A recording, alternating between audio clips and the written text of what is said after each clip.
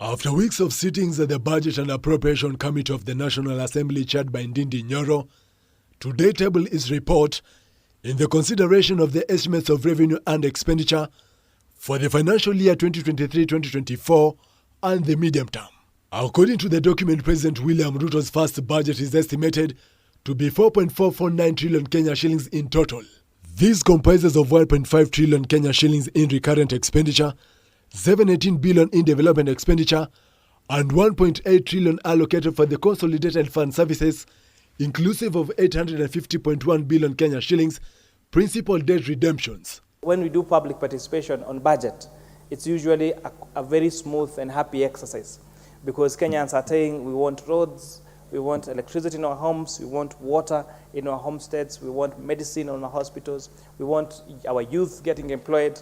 But Honorable Speaker, when you do public participation on how to finance the good things that they want, that's where the rain starts beating us. The executive will get 2.1 trillion Kenya shillings, which factors in the equalization fund, contingency fund, and funds for the Auditor General. Parliament will get a 40.4 billion Kenya shillings, with the judiciary receiving 4 billion increase to stand at 22.99 billion.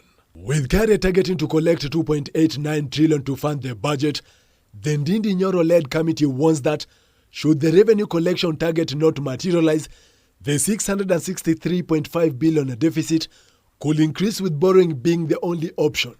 Lakini yale mashimo ambayo yako katika taifa hili, yale mashimo ambayo yako ndani ya KRA, yale mashimo ambayo yako ndani ya maofisi ya umma, hizi pesa huwa hazifiki kwenye huduma ambazo ni malengwa. Madam Speaker, we know for sure the kind of reforms in KRA, both administratively and in terms of policy, will enhance revenue collection, Madam Speaker, for us to be able to bridge that gap. The education sector accounts for the largest share of the national government's budget, getting at 27.2% of the total budget, followed by energy, infrastructure and ICC sector at 19% of the total expenditure. The committee is also vouching for the agricultural sector to get increased allocation to align with the government's priority.